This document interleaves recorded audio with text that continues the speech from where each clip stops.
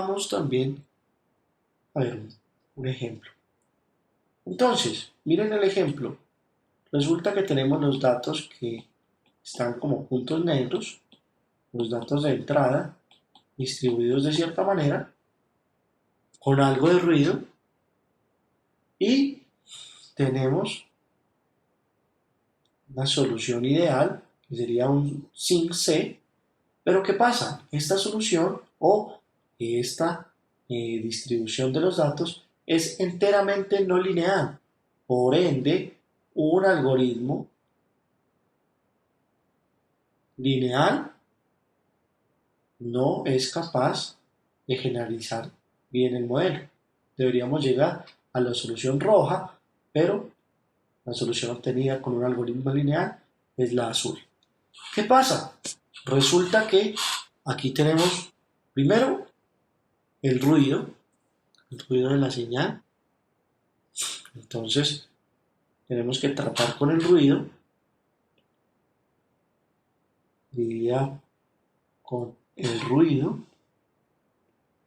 y además también lidiar con las relaciones no lineales de los datos. ¿Okay? Tenemos que lidiar con eso. ¿Cómo lidiamos con eso? Bueno, resulta que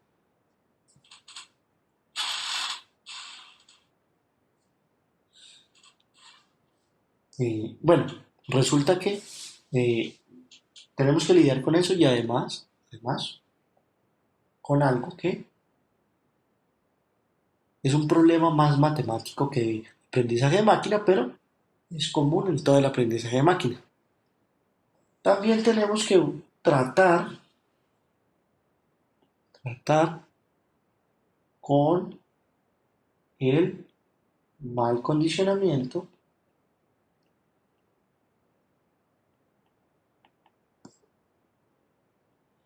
de la matriz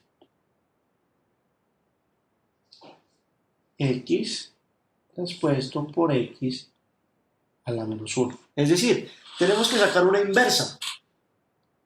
Resulta que cuando queremos sacar una inversa o la estimación de una inversa siempre genera errores numéricos. Y básicamente el mal condicionamiento está relacionado con el rango de la matriz. Es decir, con los valores propios. Tenemos que tener en cuenta los valores propios de la matriz a invertir. ¿Qué pasa?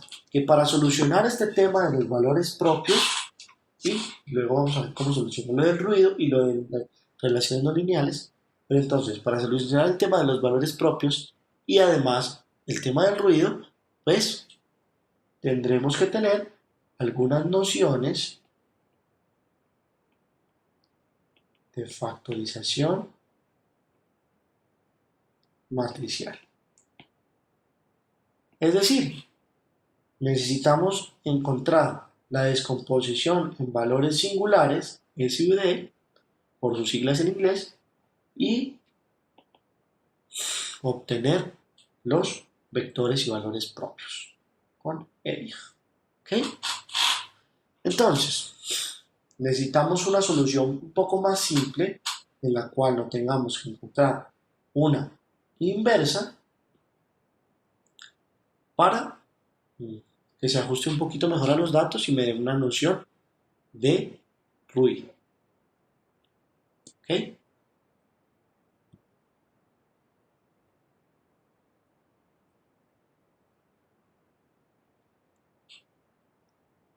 Entonces,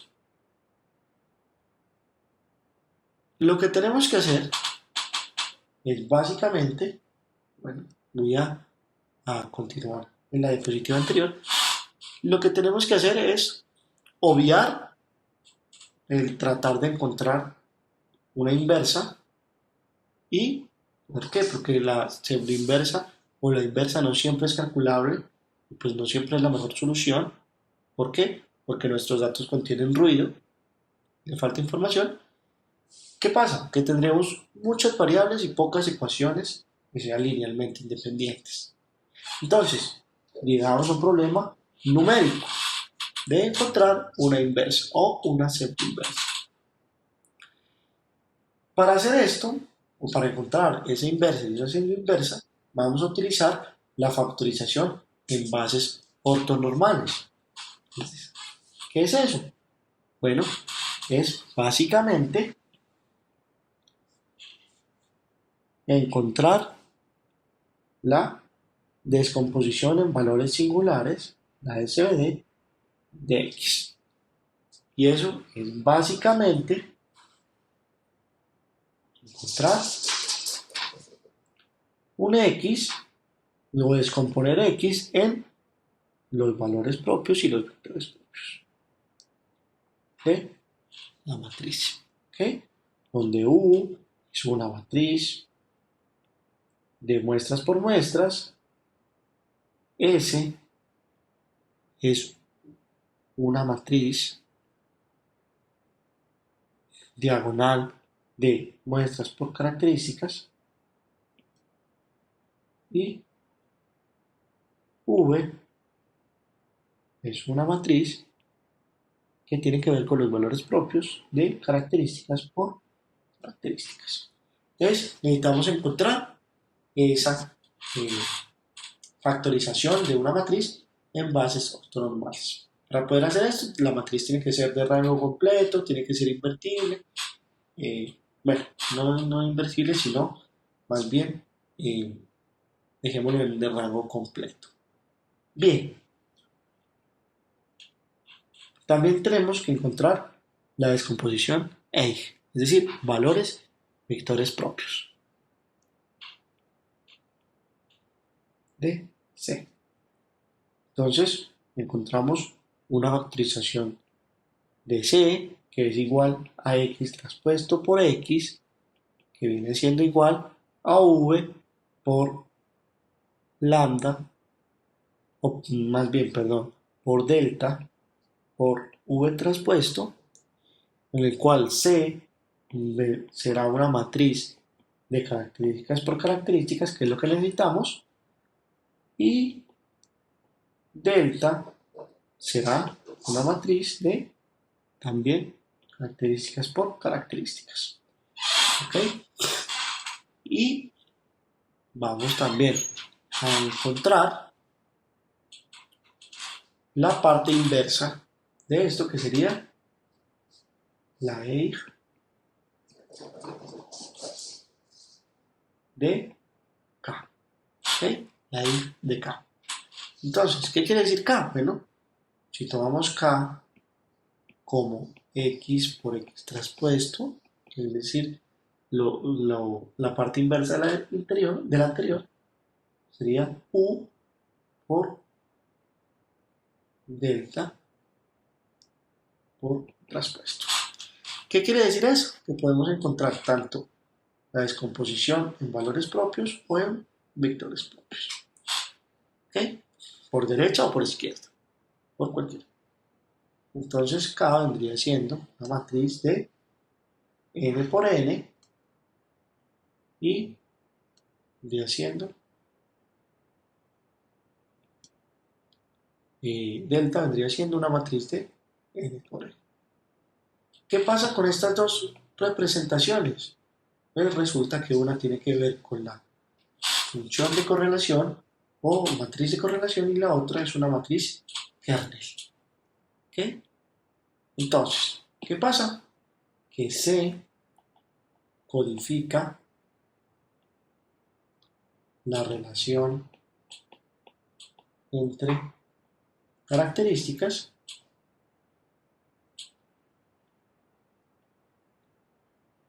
y, bueno, y K codifica la relación entre las muestras. ¿Okay?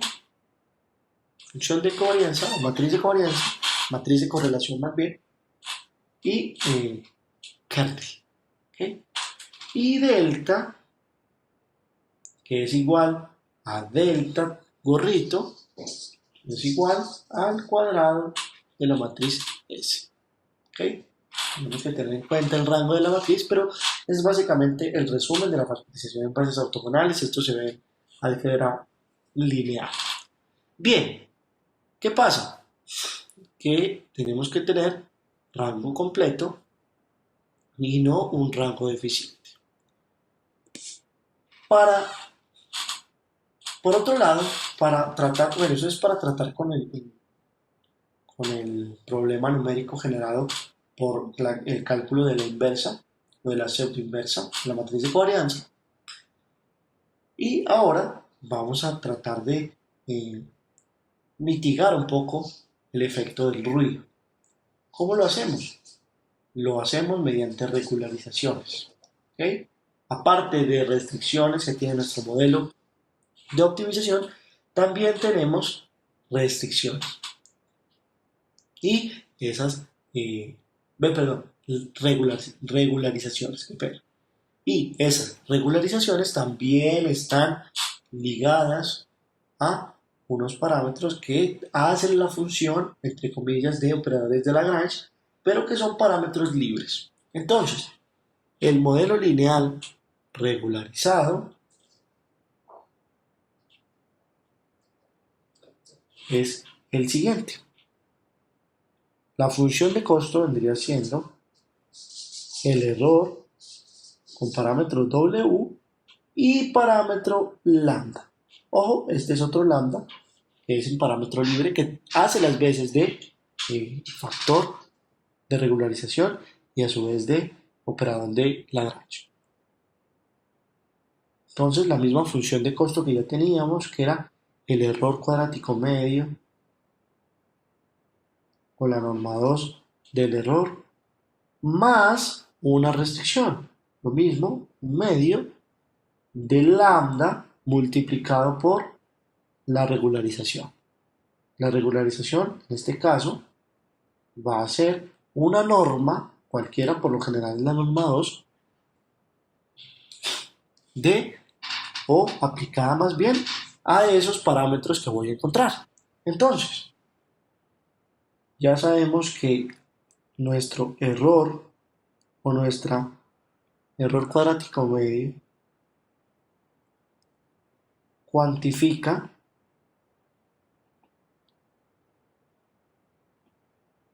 el ajuste, que es básicamente la complejidad,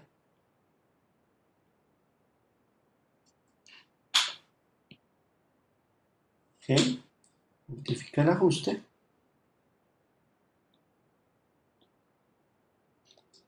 y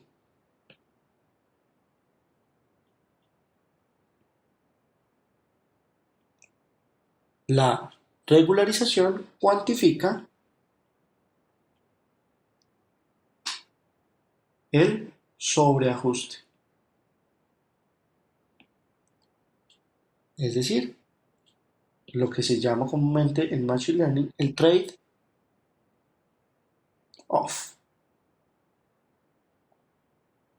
¿Ok? Perdón, yo creo que los confundí. Un segundo. En realidad, lo que mide la complejidad cuantifica el ajuste, el error cuadrático medio cuantifica el ajuste, perdón, retomando, y el vector W cuantifica el sobreajuste, que es la complejidad. ¿Okay?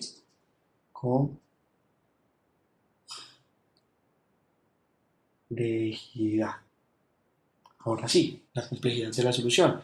El trade-off, es decir, qué tanto yo quiero de esa complejidad permitir o no permitir que esté en mi modelo, pues es lo que codifica el parámetro lambda, que es un parámetro de los reales positivos y es un parámetro de balance. Es decir, ahora sí, esto es el trade-off.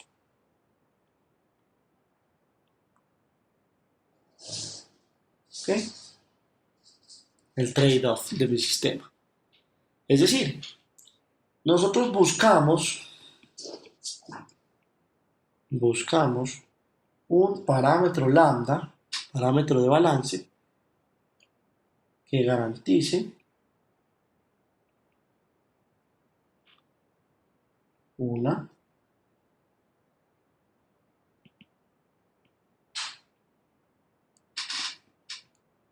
solución simple pero exacta. Simple pero exacta. ¿Cómo así que simple pero exacta? Bueno, vamos a ver entonces cómo encontrar la solución de este modelo lineal. La solución del modelo lineal es básicamente el mismo cálculo que hicimos anteriormente, encontrando un W óptimo, el cual es un argumento que minimiza la función de costo entre Y, que es el target, el objetivo, y la reconstrucción de ese target mediante una combinación lineal de mis datos. Más, ahora tenemos un término adicional, lambda por la regularización, ¿ok? Es decir, la norma 2 de los pesos. ¿Cómo se resuelve esto? Derivada del error o de la función de costo que tenemos con respecto a W y encontramos que es menos X traspuesto por Y más X traspuesto por X por W más lambda por W. ¿Okay? Igual a 0 para optimizar y pues vamos a obtener que el parámetro óptimo vendrá siendo la misma solución anterior, X traspuesto por X, más una matriz identidad cuyos valores de la diagonal están sopesados por el parámetro de balance, o el parámetro de regularización, como comúnmente también se conoce, multiplicado por X traspuesto por Y.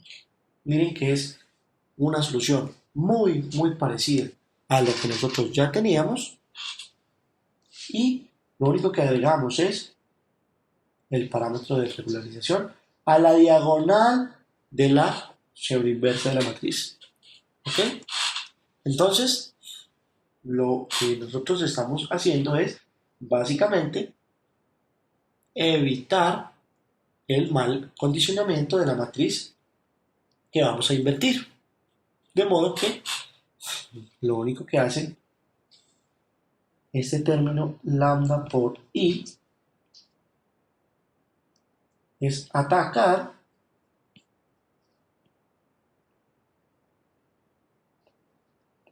el mal condicionamiento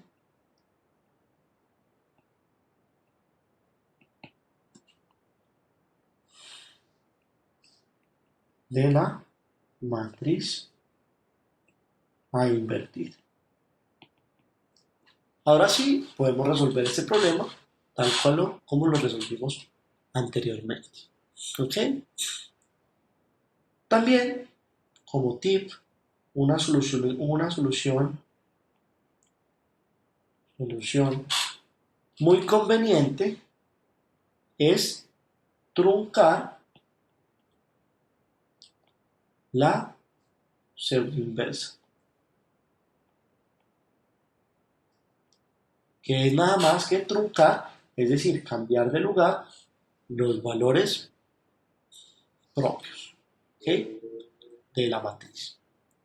Y básicamente se hace esto como a manera de información se hace mediante el algoritmo TSVD, que pues, la T es por truncamiento de la descomposición en valores singulares. ¿Okay? ¿Qué pasa? Que sumarle un valor a nuestra matriz sube los valores propios que estén cerca a cero. ¿Okay? Por ende, esto se hace más sencillo.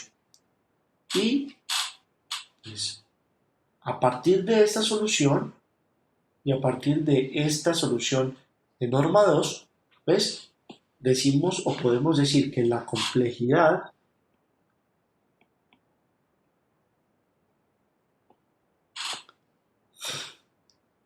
de la solución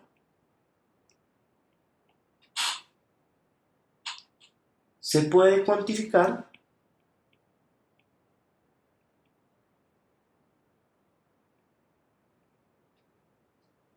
con otras normas. Por ejemplo, podemos utilizar norma 2, eso es que Q viene siendo igual a 2, cuando ya lo vimos, que básicamente es el regularizador cuadrático, el que ya utilizamos,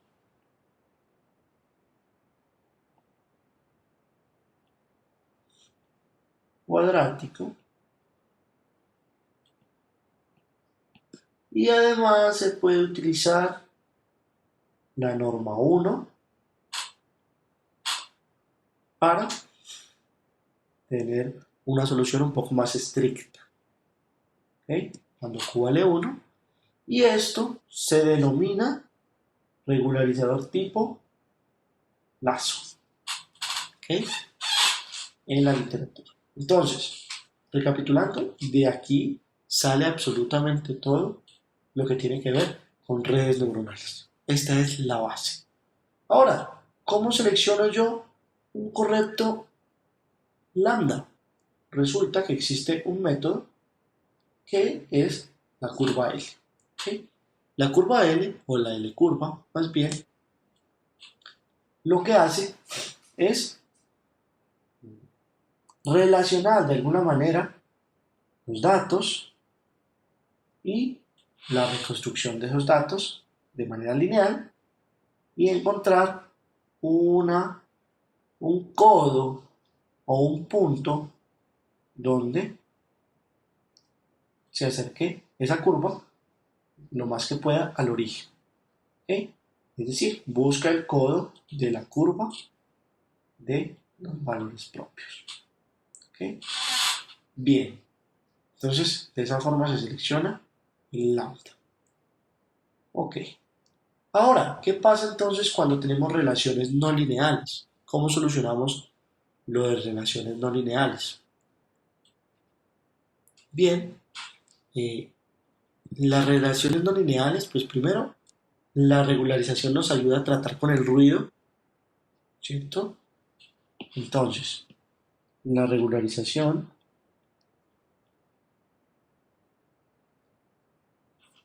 nos ayuda a tratar con el ruido. Un segundo.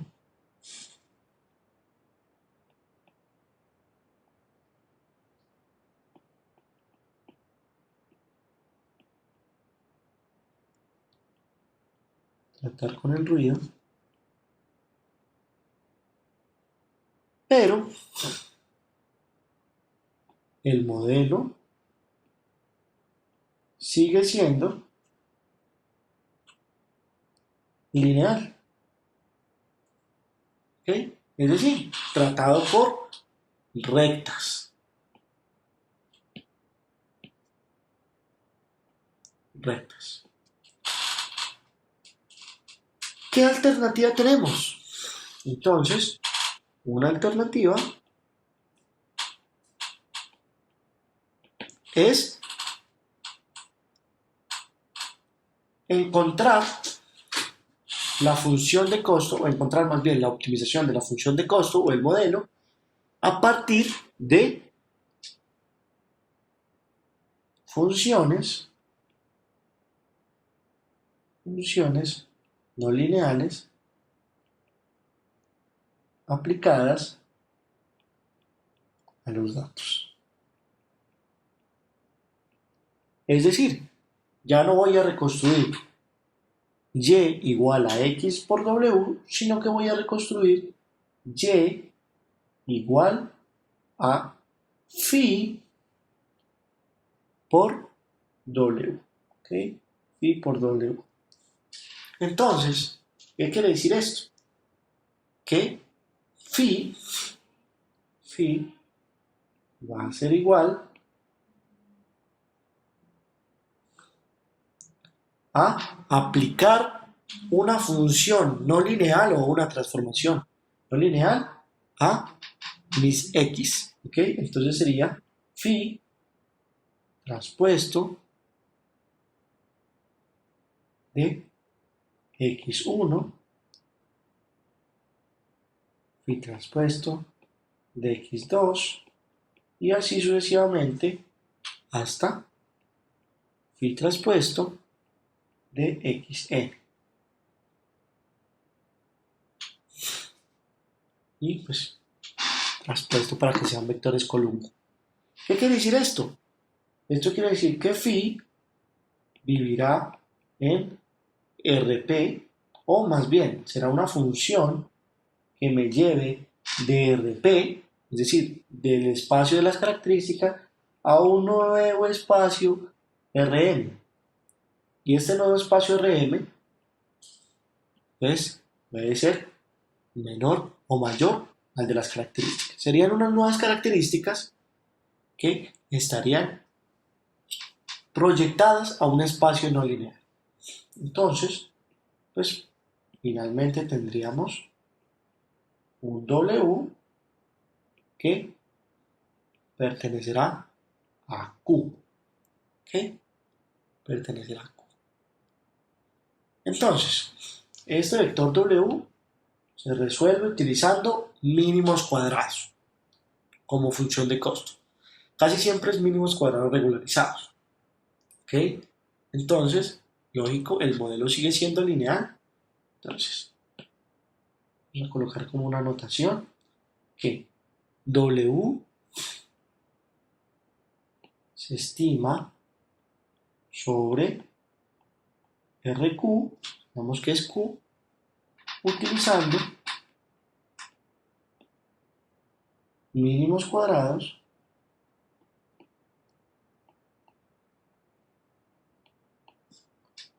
regularizados como función de costo.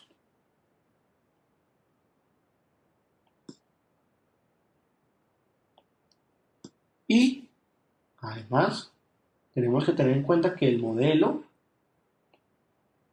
sigue siendo lineal. ¿Ok? Sigue siendo lineal. Lo que cambia es que se aplica una proyección de los datos mediante una función phi. ¿Ok? Eso sería cuando tenemos representaciones no lineales. Bien, vamos a tener, o este phi será una función base, una función no lineal que me hará el mapeo de mis datos o llevará mis datos a un nuevo espacio de características. Resulta que existen pues varios tipos de funciones no lineales. Entre ellas están las tres más conocidas. La primera es una función 1, es una función polinomial. Esta función polinomial phi de x es básicamente x elevado a la j que con j igual a 1 hasta d, siendo d el grado del polinomio. ¿Ok? El grado del polinomio. ¿Qué quiere decir eso? Que básicamente yo puedo obtener desde una línea recta, pasando por diferentes curvas, hasta una línea que es totalmente curva y plana en su centro. Esa es básicamente la función base polinomial, que se basa en polinomios de diferentes grados. Entre mayor grado sea el polinomio, mayor curvatura tiene la función. 2. La función exponencial. La función exponencial phi de x es básicamente phi de x, que es una función normal que tiene una media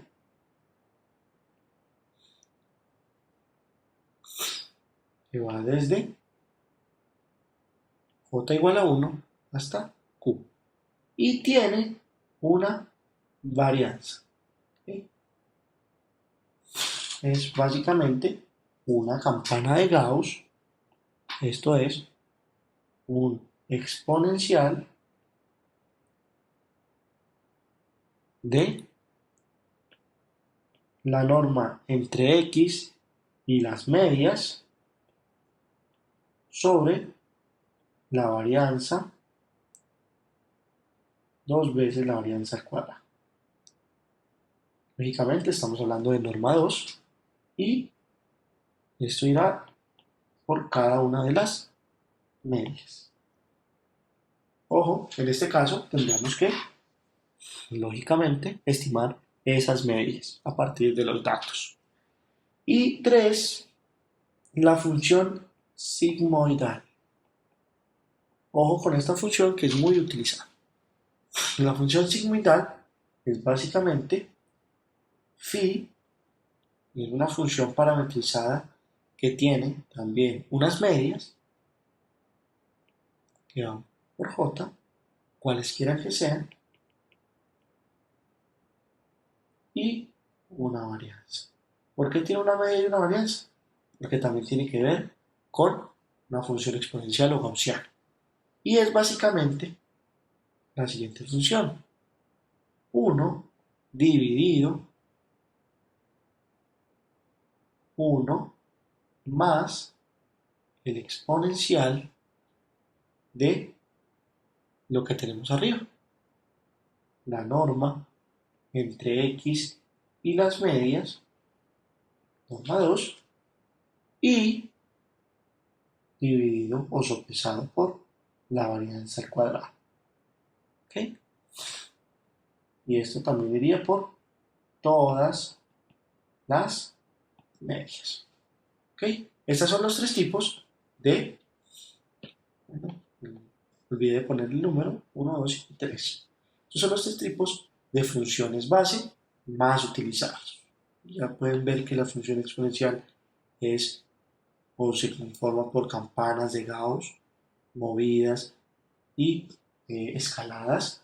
Y además tenemos entonces la función sigmoidal, que es muy utilizada en el aprendizaje de máquina porque nos permite tener una noción de membresía, es decir, hacer que nuestras funciones de costo vayan entre 0 y 1 y tengan un paso totalmente suave entre esos dos valores.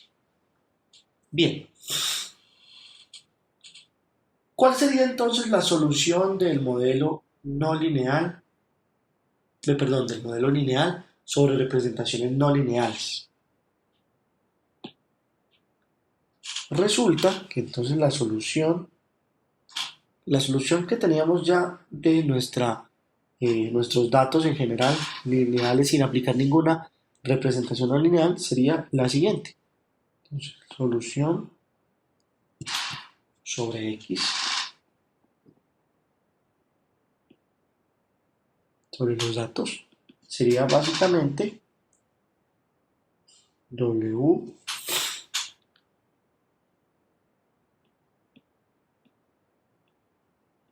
óptimo igual a la pseudo inversa de la matriz x por x traspuesto por x traspuesto por y. Esta sería la solución sobre los datos originales. Entonces, análogamente, la solución, después de ser mínimos cuadrados sobre phi, no sobre x, sería de la siguiente manera. Un W óptimo será phi transpuesto por phi. Miren que tiene el mismo comportamiento, más tiene que ser regularizada. Bueno, yo aquí no coloqué la regularización, vamos a colocarla de una vez para que sea general. Esto es más lambda por i, que es la identidad, y esto también sería más lambda por i, a menos 1, por phi transpuesto por y, siendo x una matriz que pertenece a muestras por características y siendo W un vector de características, también siendo x transpuesto por x una matriz, y ya sabemos que la podemos sacar por descomposición en valores singulares de características por características, y en el segundo caso, pues siendo phi una matriz de muestras por nuevas características Q, W un vector de las nuevas características Q, y phi transpuesto por phi vendría siendo una matriz de Q por Q, es decir, una matriz que relaciona las nuevas características. Esas serían las soluciones cuando no tenemos representaciones no lineales y cuando hacemos el mapeo de nuestros datos hacia representaciones no lineales. Ojo, cabe resaltar que es una solución sobre una representación no lineal de los datos, más no es un modelo no lineal. Resulta que después veremos los modelos no lineales y serán completamente distintos. ¿Ok? Eso hay que tenerlo muy claro. Con eso hemos terminado la clase del día de hoy. Espero que les haya servido mucho y nos vemos en la próxima.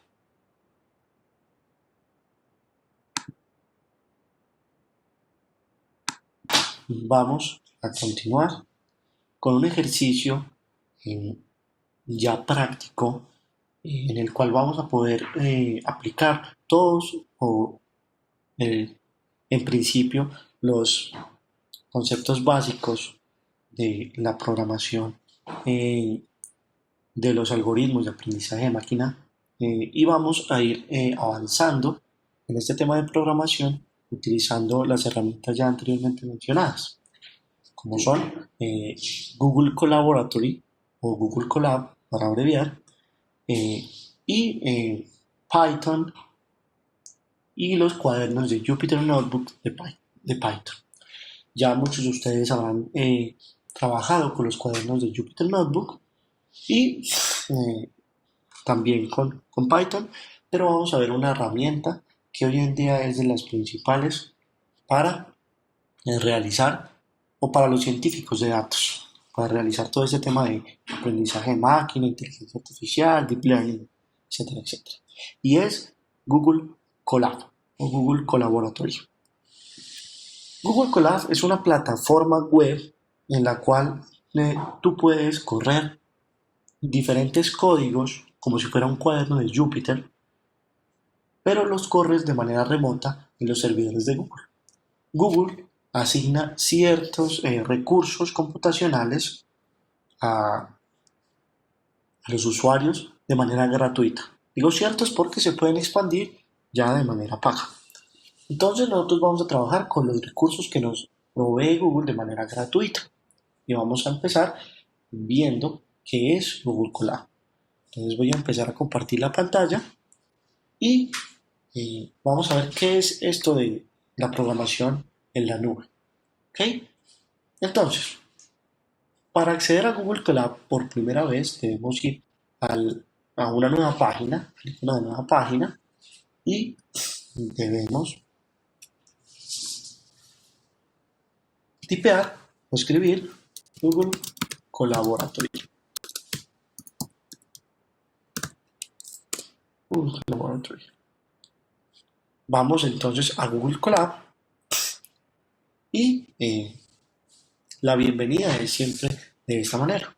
Si tenemos ya alguna experiencia o algunos cuadernos, pues nos va a aparecer una ventana de recientes, va a haber algunos ejemplos, cómo utilizarlo, vamos a tener directo acceso a Google Drive. Ojo, cabe resaltar que tenemos que tener una cuenta de Google asociada y vamos también que tener una cuenta de Google Drive asociada a nuestro Colab, ¿ok? Para que desde ahí podamos correr nuestros códigos y almacenar nuestros datos. Entonces, lo que tenemos que hacer cuando estamos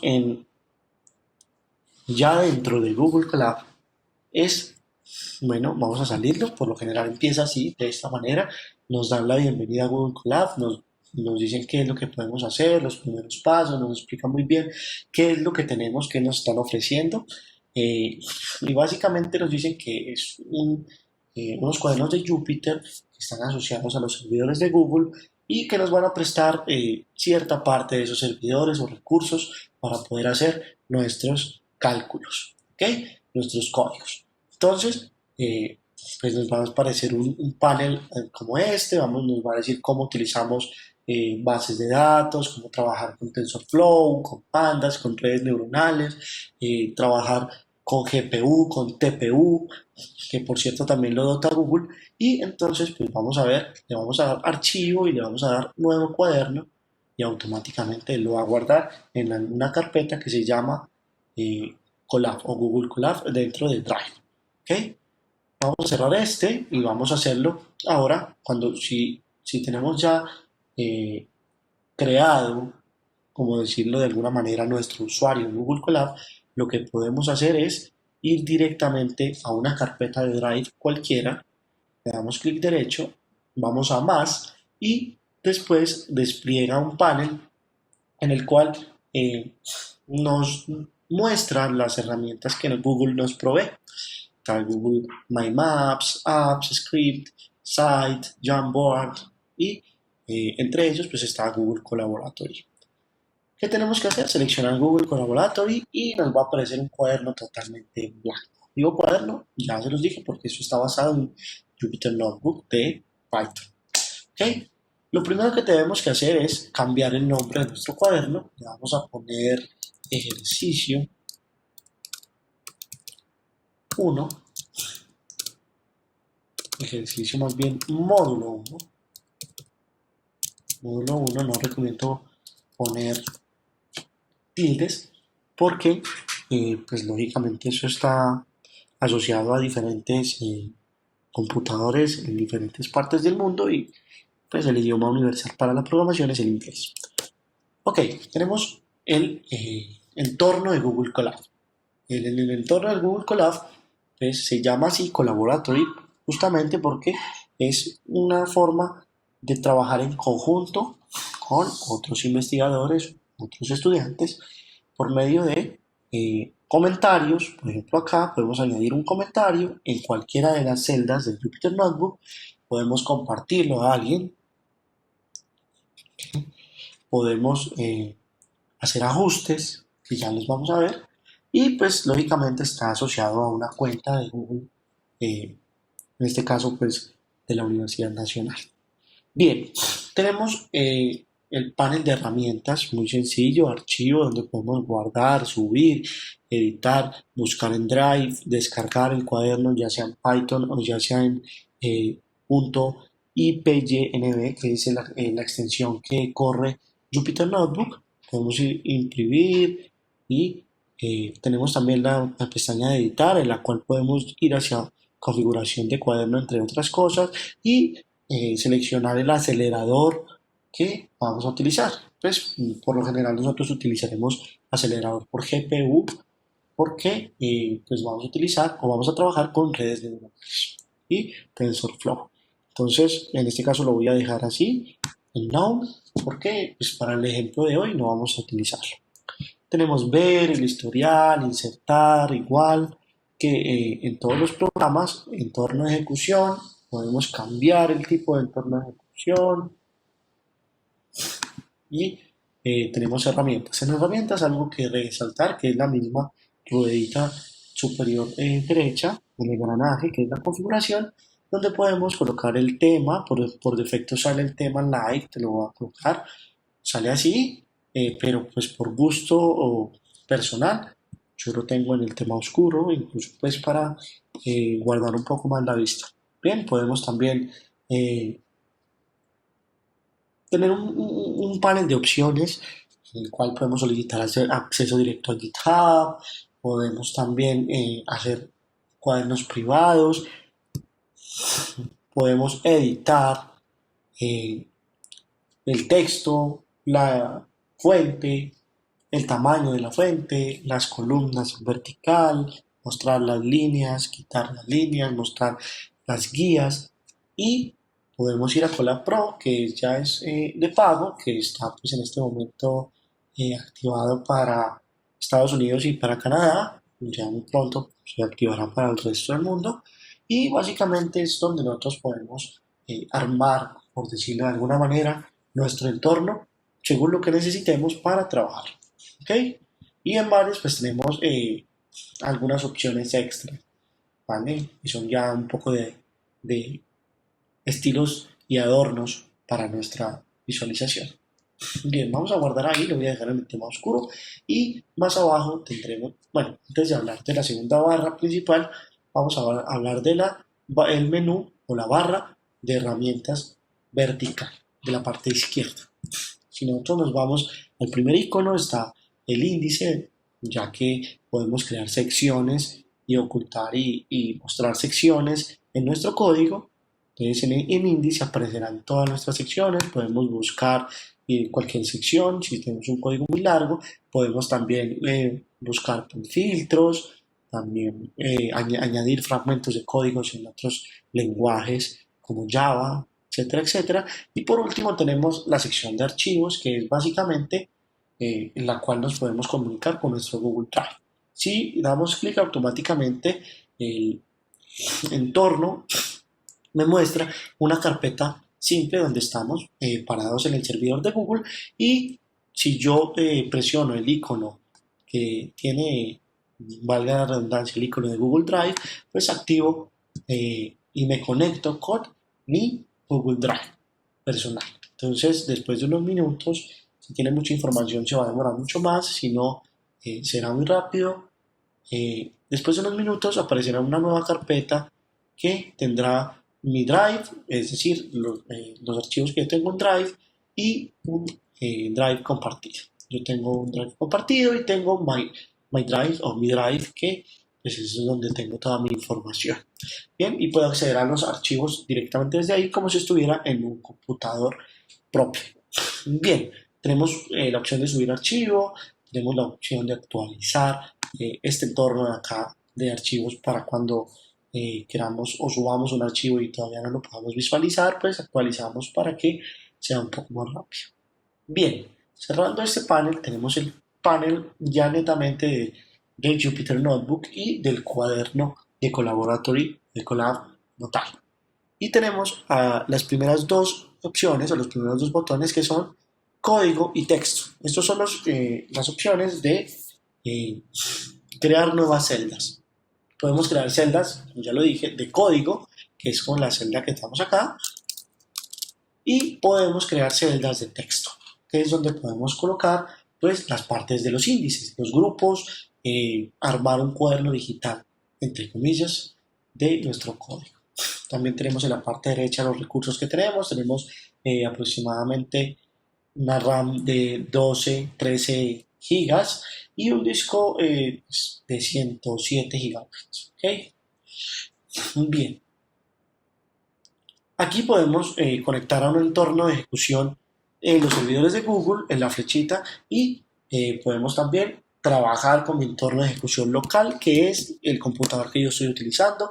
Podemos gestionar las sesiones que tenga activa. Google Collaboratory nos deja abrir muchos cuadernos a la vez, entonces por eso también es muy apetecido, muy utilizado por los científicos de datos hoy en día. También podemos o vemos la barra de editar, que es para editar cualquier celda, y podemos ocultar y dejar visible nuestro panel principal. Bien, cuando voy a ocultar el panel principal, voy a quedarme con los botones ya de programación. Si yo le doy botón texto, él me crea un entorno o una celda tipo texto en la cual yo puedo escribir cualquier cosa. En el día de hoy vamos a ver la práctica sobre el entrenamiento de modelos lineales, ¿ok? Que fue lo que vimos al inicio del curso en el módulo, ¿ok? ¿Qué le vamos a hacer? ¿O qué vemos de raro en este código, en este cuaderno? Que las celdas siempre están siendo colocadas hacia abajo, ¿vale? De modo que me quedó primero una celda de código, luego una celda de texto que puedo modificar dando doble clic, y cuando ya esté modificada le doy siempre para correr una celda Shift Enter, o pues voy hacia la flecha donde está el play para ejecutar la celda, y puedo también en el panel derecho, en cada celda, en el panel superior derecho de cada celda, puedo subir, bajar la celda, poner hipervínculos, poner comentarios, editar, copiar la celda y borrar. Y pues los comentarios también. ¿Ok? Entonces yo la voy a subir, la voy a dejar ahí y vamos a empezar con nuestra programación. Vamos a empezar con la programación en Python, importando, ya deben tener también algunas bases de Python, pero vamos a dar un breve repaso. Vamos a importar las librerías que vamos a utilizar. La librería NumPy es una librería muy conocida de ciencia de datos, o que sirve para el manejo de datos de tipo matricial o vectorial, pues la cual podemos utilizar para nuestro tratamiento, pues ya que vamos a utilizar matrices y vectores como ya lo vimos anteriormente, y vamos también a importar la librería OS, que pues, es toda la librería que nos permite editar nuestro pad de sistema operativo. Es como si tuviéramos un sistema operativo propio, entonces manejamos todo desde la librería OS. Entonces vamos a importar la librería Matplotlib, que es una librería para visualización de datos, gráficas, todo lo que podamos o tengamos en mente de visualización de datos, lo tiene Matplotlib, y le vamos a poner un apodo. Este as, como tenemos en NumPy, es una forma de ponerle apodo a las librerías para que entre ellas no se solapen si tienen alguna función con el mismo nombre.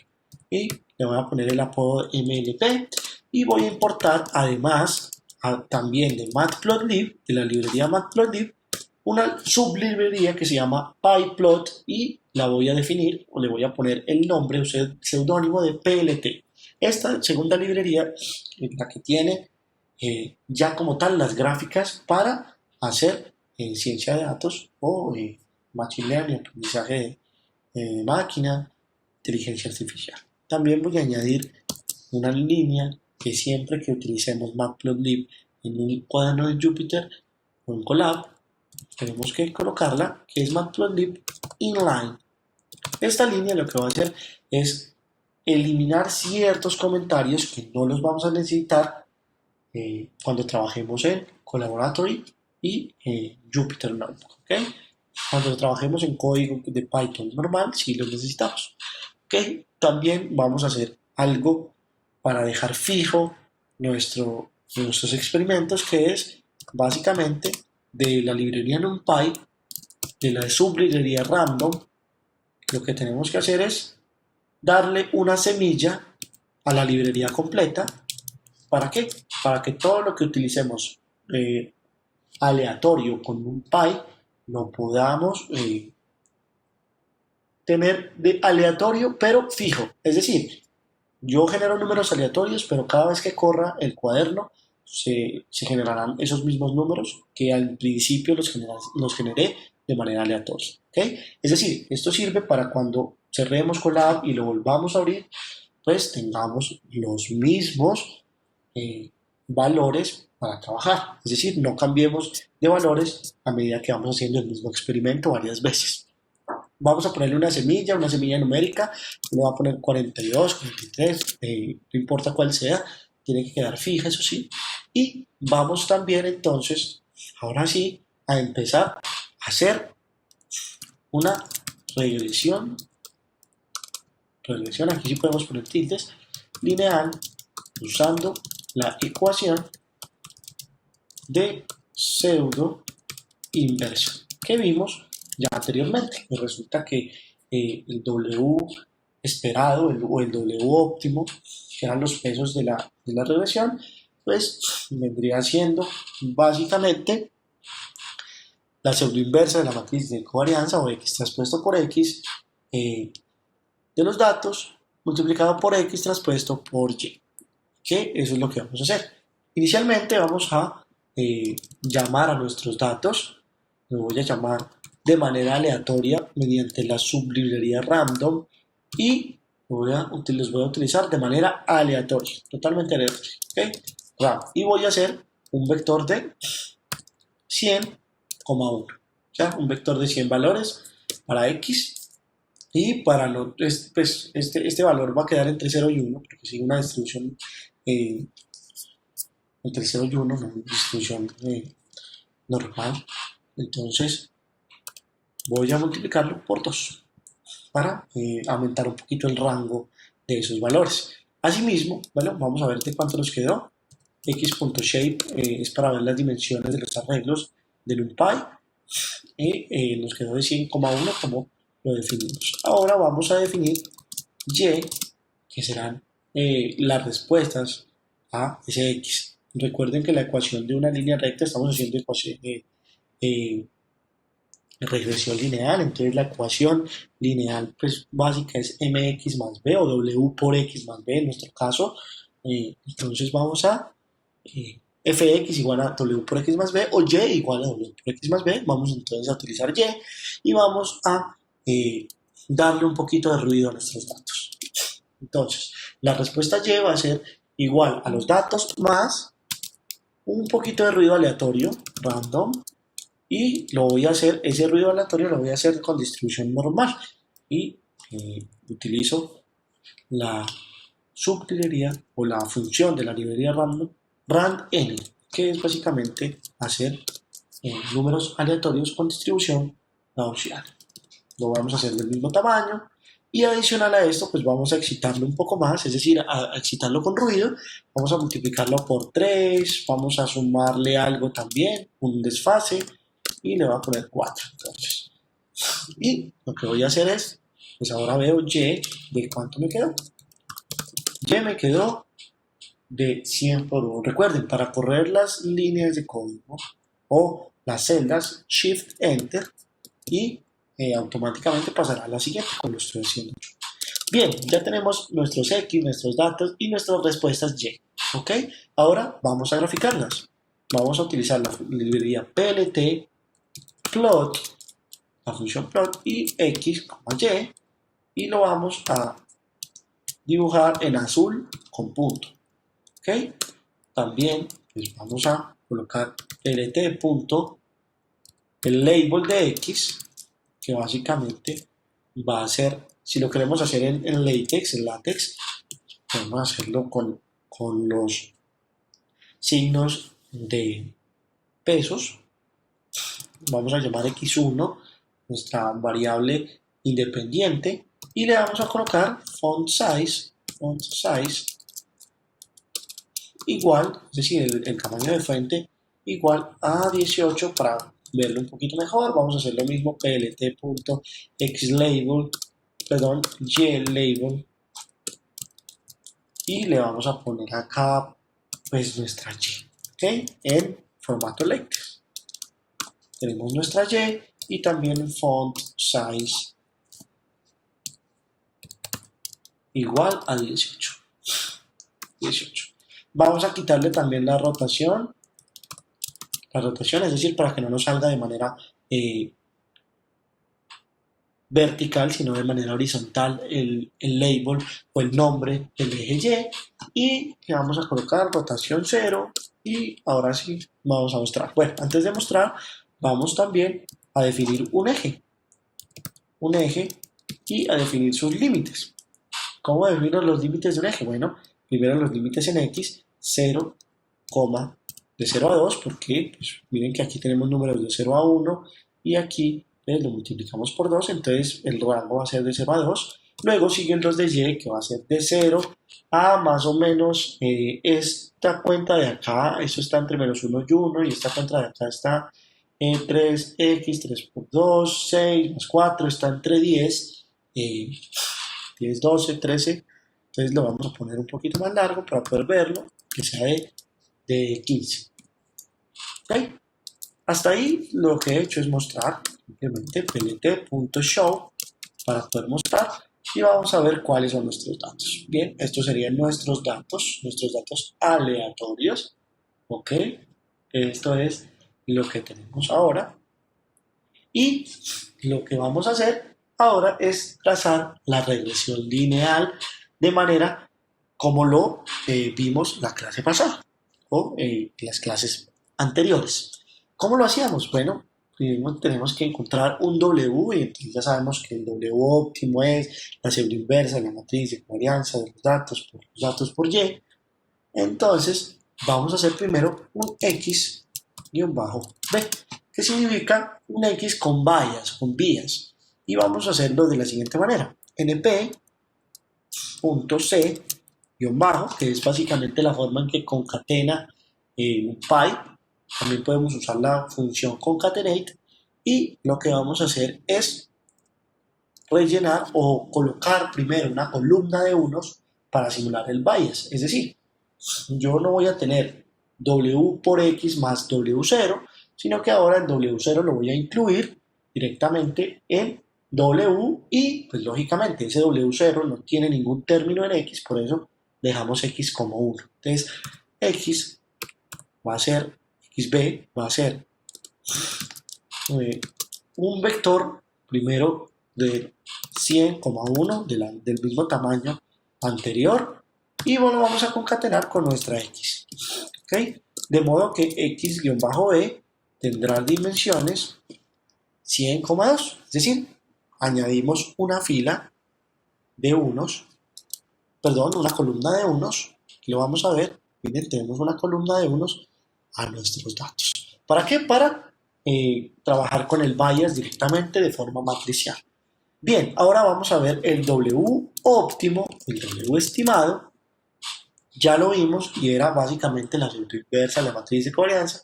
Bueno, entonces NP por el lineal, ¿okay?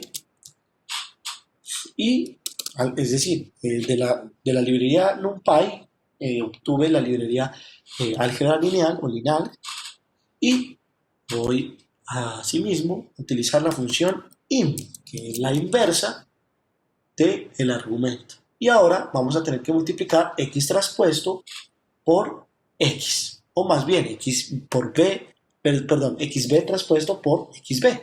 ¿Cómo lo hago? Hay dos maneras de hacerlo con la misma función. La primera, np.dot, que es la multiplicación matricial, o la función para la multiplicación matricial, y x-b traspuesto, lo vamos a multiplicar por x-b.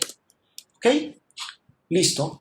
Tenemos la multiplicación adentro y hay otra forma de multiplicar. Recuerden que la inversa o la pseudoinversa que encontramos la multiplicábamos por x traspuesto por y hay otra forma entonces de multiplicar sin hacer el np.dot, sino que directamente al arreglo que tenemos ya aquí, que pues en este caso va a ser una matriz, lo multiplicamos simplemente diciéndole .dot, que es la misma función, pero ahora lo tenemos como atributo y del argumento de dot le colocamos con lo que vamos a multiplicar, ¿ok? Lo vamos a multiplicar con xb traspuesto y a eso a su vez lo vamos a multiplicar .dot de nuevo por y, ¿listo? Y de ese modo vamos a correr la celda. De ese modo tendremos ya un W estimado. El W estimado que tenemos ahora es 3,336. ¿Ok? Todo lo tenemos de la misma manera. Vamos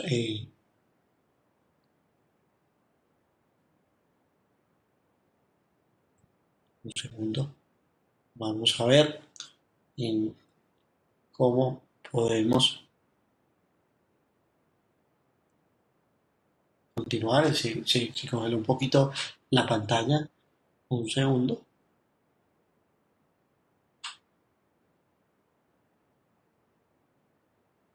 Ok, bien. Ahora sí. Tenemos entonces nuestro W óptimo, W estimado. ¿Y qué es lo que tenemos que hacer? Pues bueno, lo que tenemos que hacer cuando ya estimamos nuestro W es básicamente empezar a hacer predicciones. ¿Cómo hacemos las predicciones? Supongamos que tenemos un X nuevo y vamos a utilizar o vamos a hacer que nuestro X nuevo tenga dos datos. ¿Cómo vamos a poner los datos? Como una regla. El primer dato sería 0 y el segundo dato sería 2. ¿Ok? Entonces, nuestro primer dato 0, nuestro segundo dato 2. ¿Y cómo vamos a hacer la predicción? Bueno, antes de eso tenemos que siempre concatenar el bias o los unos para las X. Vamos a hacerlo acá de esta manera. Le voy a colocar a esto, copié y pegué, le voy a colocar X nuevo B y esto va a ser X nuevo. ¿Ok? Hicimos exactamente lo mismo anterior y X new B pues va a ser básicamente un segundo concatené algo mal. Bueno, concatené es un vector de 100 con algún vector que es simplemente de dos elementos. Entonces ahora sí tenemos nuestros dos elementos, ¿okay? Que serían básicamente el inicio y el final de la recta. Y con esos dos elementos vamos a trazar nuestra recta. Entonces, ¿cómo hacemos la predicción de estos dos elementos? La predicción la hacemos, bueno, el y predicho va a ser básicamente x new b multiplicado dot, recuerden, multiplicado por el w estimado. Listo, tendremos nuestra predicción. Y pred va a ser lo siguiente: 3 y pues aproximadamente 3 o 4 y aproximadamente 10 y medio. Entonces eso quiere decir que en 0 empezamos por acá en 3 y en 2 tendremos una respuesta aproximadamente de 10, 10.5. ¿Ok? Vamos a verlo en gráfica. ¿Cómo lo vemos en gráfica? Bueno, vamos a plotear. Plotear se le dice comúnmente a graficar en ciencia de datos, entonces vamos a utilizar ese término. Es un poquito la jerga de la programación. La vamos a ir asimilando. ¿Ok? Entonces, plt.plot, mismo de arriba, y vamos a plotear el x nuevo. Vamos a plotear el y predicho y lo vamos a colocar rojo, red, y con una línea. ¿Ok? Y vamos a ponerle el argumento de line width, que básicamente es el ancho de la línea. Vamos a colocarle el label, que básicamente es, pues en este caso son la predicción, pues la predicción, son las predicciones, y el resto pues va a ser lo mismo que ya ploteamos arriba, es decir, voy a plotear sobre lo ya ploteado, voy a mostrar la gráfica sobre lo ya mostrado, simplemente voy a mostrar lo nuevo, lo que acabé de predecir. ¿Ok? Entonces, vamos a predecir, le vamos a agregar una nueva línea, lt.legend, que es básicamente que muestre este label en la misma gráfica. ¿Ok? Tenemos un error de, bueno, se me fue un menos k, listo. tenemos un error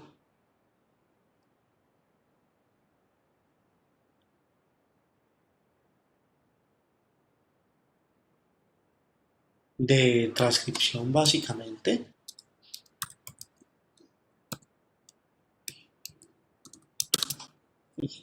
Listo, ahora sí. Es un error de transcripción, no nos preocupamos. Bueno, tenemos nuestros datos, los datos azules y las predicciones. ¿Cuál es la predicción? Pues miren, como lo que teníamos es básicamente que empezaba en 3 y algo, casi 4, y terminaba en 10, 10.5, 10.040. ¿Ok? Esta es la predicción de nuestro primer modelo de regresión lineal. ¿Ok? De modo que ahí tenemos nuestro primer código de aprendizaje de máquina a pedal. ¿Ok? Lo hicimos a pedal con la solución aritmética, la solución analítica, que tenemos que tener en cuenta, que podemos resolverlo de diferentes formas, con diferentes soluciones, y es lo que vamos a ver en el próximo módulo. Vamos a extrapolar el aprendizaje de máquina como lo conocemos hacia el aprendizaje de máquina utilizando todas estas herramientas computacionales que vienen pues a partir de las redes neuronales, pero se pueden también llevar hacia los otros modelos de aprendizaje de máquina básicos. Es decir, vamos a transformar estos modelos de aprendizaje de máquina básicos en modelos de aprendizaje de máquina avanzados. ¿Cómo? Utilizando las herramientas computacionales como Autodiff, como la optimización por lotes, por mililotes, y vamos a ver, pues básicamente vamos a continuar viendo cómo hacer todo esto mediante las técnicas de regresión, de clasificación que ya mencionamos anteriormente. Muchas gracias, esto sería todo por el video y nos vemos en un próximo video.